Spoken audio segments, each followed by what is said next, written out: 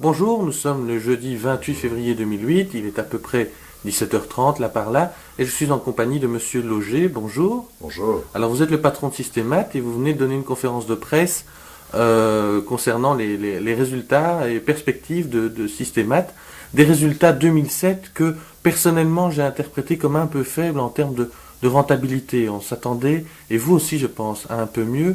Qu'est-ce qui s'est passé? Mais écoutez, ce sont des bons résultats, puisque pour la deuxième année consécutive, Systémat confirme sa bonne capacité bénéficiaire, solide bénéfice, solide cash flow. Bon, En chute néanmoins. en chute néanmoins par rapport, en chute, je ne dirais pas en chute, en régression par rapport à l'année dernière, mais vous devez tenir compte du fait que l'année dernière était la 2006 était la première très bonne année, enfin bonne année après 3-4 années de restrictions qui avaient été très dures. Donc vous avez eu très clairement, sur les résultats 2006, vous avez eu des adaptations salariales qui étaient absolument nécessaires, vous avez eu des indexations, vous avez eu des renégociations, vous avez eu quelques éléments également. Bon, le transport, il ne faut pas se tromper, nous avons 300 voitures chez Systémat et le coût du transport a sensiblement augmenté. De manière non récurrente, nous avons perdu un procès que nous avions gagné en première instance, que nous avons perdu en appel, bon, il a bien fallu le payer. Donc, si vous mettez tout ensemble, moi je crois que les années 2006 et 2007 sont assez similaires, mais avec une hausse des charges qui n'a pas été compensée par la hausse des marges. Voilà. Mais ceci étant, je crois que c'est quand même de très bonnes nouvelles pour Systémat.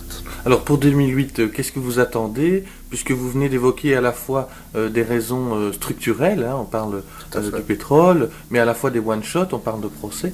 Qu'est-ce que vous envisagez pour 2008? 2008, on envisage plusieurs choses. D'abord, 2008 doit être le point final à toutes les scories et toutes les dernières charges que nous sommes bien obligés de supporter dans la stratégie internationale à laquelle nous avons mis un terme il y a 3 ou 4 ans. C'est la première chose. Je pense que 2008 également sera une année où nous allons pouvoir travailler très sérieusement sur l'amélioration de nos marges et tout est mis en œuvre et nous améliorerons ces marges. Comment? Très simplement, des adaptations de tarifs, des facturations de frais de déplacement. Donc vous allez répercuter vos coûts sur les factures des clients. Nous pouvons difficilement faire autrement. Celui qui paye, c'est le client, bien entendu, mais le client est beaucoup plus perméable à ce genre de négociation aujourd'hui. Autant hier, il trouvait que c'était des frais qu'on devait lui offrir, c'était tout est gratuit. Aujourd'hui, il se dit non, il y a une limite. L'essence est évidemment beaucoup trop chère, le transport est trop cher. Il est normal que Systémat vienne et me parle de ces sujets, et je vais accepter des choses raisonnables.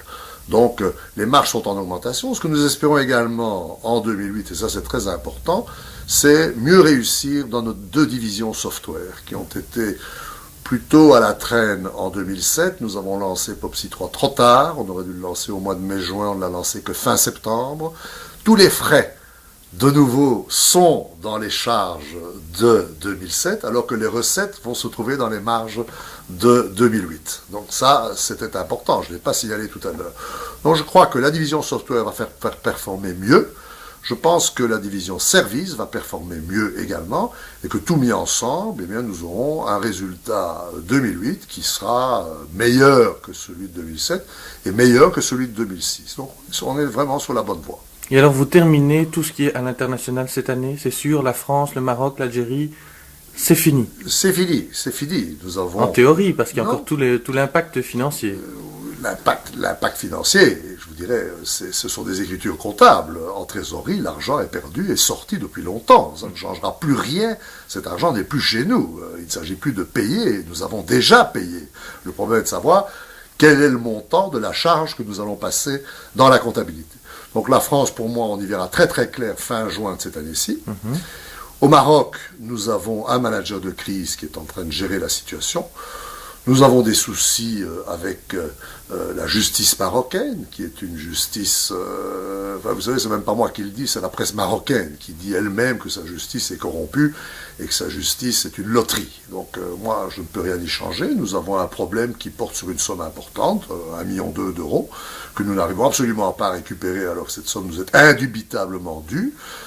Pour le reste, ou bien nous céderons l'activité à un confrère, ou bien nous la liquiderons purement et simplement, mais je peux m'engager là-dessus, 2008, c'est le point final de toutes les scories de l'international. C'est fini. Dernière question, Monsieur Loger, vous n'avez pas évoqué la concurrence. On voit quand même la concurrence quelque part se concentrer, on voit un projet de fusion très clair et très concret entre Real et Dolmen, entre Real Software pardon, et Dolmen. Vous, par contre, vous n'y voyez absolument aucune valeur ajoutée. Je ne vois aucune valeur ajoutée dans le projet Real Software Dolmen, mais je ne connais pas le dessous des cartes.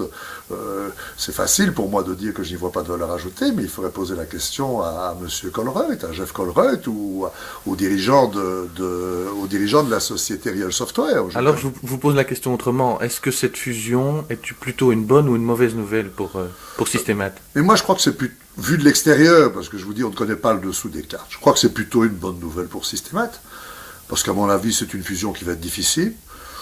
C'est une fusion dont nous ne voyons pas, nous les connaissons, ces deux sociétés, nous ne voyons pas clairement quelles sont les valeurs ajoutées significatives.